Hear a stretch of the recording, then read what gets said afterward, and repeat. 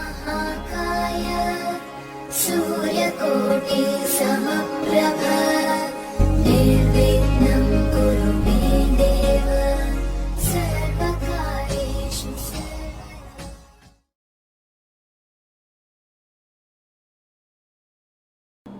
मेरे बहुत ही प्रिय और बेहद सम्मानित साथियों, हृदय की गहराइयों से अभिनंदन, बहुत बहुत हार्दिक स्वागत। जी हाँ साथियों, अब किसी की भी सगाई नहीं टूट पाएगी। सगाई टूटने के पीछे जब इसके कारण को खोजा गया तो उसमें एक बहुत बड़ी गलती सामने आई। गलती थी गलत समय पर और गलत रीति से सगाई करना। साथियों, सगाई कई हिस्सों में इसको रोका। अंग्रेजी में बात करें तो एंगेजमेंट, और संस्कृत में बात करें तो कन्या या वर का वर्ण करना। कहने का अर्थ ये कि शादी से पहले एक ऐसा संस्कार जो कि ये बात की पुख्ता जानकारी और पुख्ता करता है इस बात को कि ये दोनों जो लड़का और लड़की हैं अब ये शादी के बंधन में बंधने जा रहे हैं, इसकी औपचारिक शुरुआत दोनों के परिवारों ने अपनी रजामंदी, अपनी सहमति से प्रदान कर दी है। और इससे एक स्टेज पहले होता है बातचीत। साथियों, आपसे बहुत बड़ी संख्या में इस प्रकार के कमेंट नियमित रूप से प्राप्त हो रहे थे कि मेरी सगाई एक बार दो बार हो करके और टूट गई। कई समाजों में ऐसा है कि सगाई और शादी के बीच में बहुत ज़्यादा गैप नहीं रखा जाता, और कई समाजों में इस प्रकार की प्रथा है कि बहुत लंबा गैप सगाई और शादी के बीच में आ जाता है। ये जो दोनों के बीच का काल है, कालखंड या जो टाइम है, ये बहुत ही नाजुक टाइम है।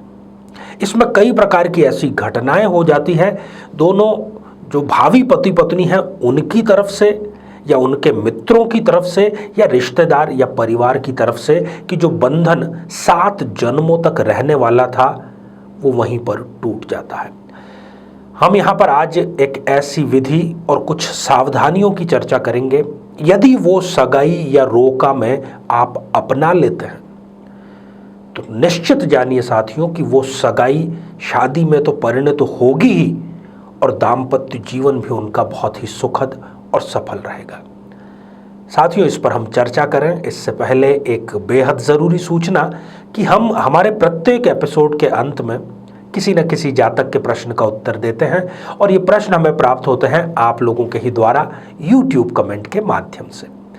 अपना कमेंट जब भी आप लिखें उससे पहले #आचार्य चंद्रकांत इस शब्द का प्रयोग ज़रूर करें, और साथ ही बेहद आसान सा प्रश्न जो आपके ज्ञान वर्धन का होगा, इसी एपिसोड से संबंधित होगा, इसी एपिसोड के अंत में आपसे पूछा जाएगा, उसका सही उत्तर साथ में लिख करके जरूर हमें भेजिए। सबसे पहली और सबसे प्रमुख बात जो कि मुहूर्त से संबंधित है, जब भी सगाई या रोका किया जाए, अब ये कुंडली से थोड़ी इतर बात है, कुछ भी आपको नहीं देखना। यहां पर सर्वाधिक जरूरी बात है कि किस नक्षत्र में सगाई संपन्न की जा रही है।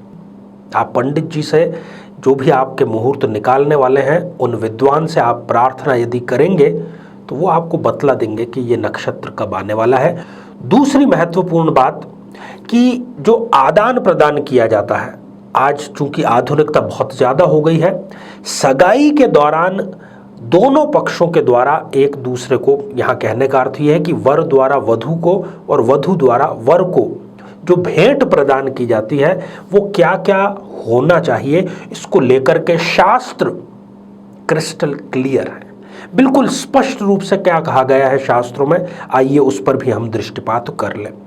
विवाह भे विष्णु भवासवे च पूर्वात्रय कृतिकया समेते आकल्प पुष्पाक्षत चारु वस्त्र फले कुमारी वरयेत सुलग्ने।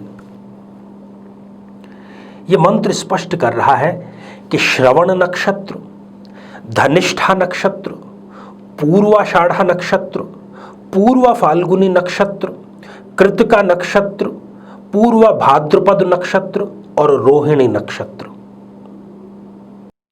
नक्षत्रों में ही सगाई संपन्न की जानी सबसे बेस्ट, सबसे सही और शास्त्र सम्मत मानी गई है। और साथ ही ये मंत्र हमें यह भी बतलाता है कि पुष्प चावल अर्थात अक्षत पुष्प किसी भी प्रकार का हो सकता है, लाल रंग का हो या पीले रंग का हो तो सर्वाधिक बेहतर रहेगा। वस्त्र और फल, ये 4 सामग्रियां अवश्य सगाई के दौरान एक दूसरे को प्रदान की जानी चाहिए भेंट स्वरूप। यदि इन दोनों चीज़ों का ध्यान रखा जाएगा तब ये सगाई किसी कीमत पर टूट नहीं सकती। दुनिया की कोई ताकत इसको तोड़ने में सक्षम नहीं है। तो मैं आपको यही शुभकामनाएं प्रदान करता हूं कि आप इन सब बातों का ध्यान रखें और अपनी सगाई को सुखद भी बनाएं और शादी के लिए एक सीढ़ी का कार्य करेगी ये सगाई। आइए साथियों, अब हम बढ़ते हैं आज के हमारे कमेंट के चरण की ओर। आज हमने कमेंट शामिल किया है पीतांबरी जी का, जो कि उन्होंने लिखी है देवनागरे कर्नाटक से। पीतांबरी जी, बार बार आज जिस हमने समस्या का जिक्र किया वही समस्या आपके जीवन में भी आ रही है। शादी फिक्स होती है, दोनों तरफ की हाँ हो जाती है, सगाई हो जाती है और कुछ समय बाद में वो टूट जाती है।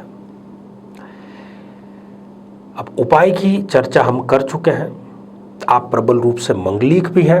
अभी आपके विवाह का योग भी जारी है लगातार नवंबर 2021 तक। तो अब जब भी आप सगाई संपन्न करें, इस नक्षत्रों का और इस भेंट का जरूर ध्यान रखें। ढेर सारी शुभकामनाएं। साथियों, अब आज का बेहद ही आसान सा प्रश्न।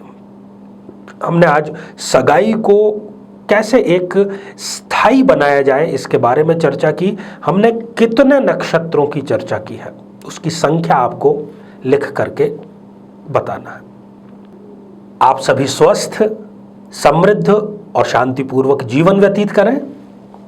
नमस्कार।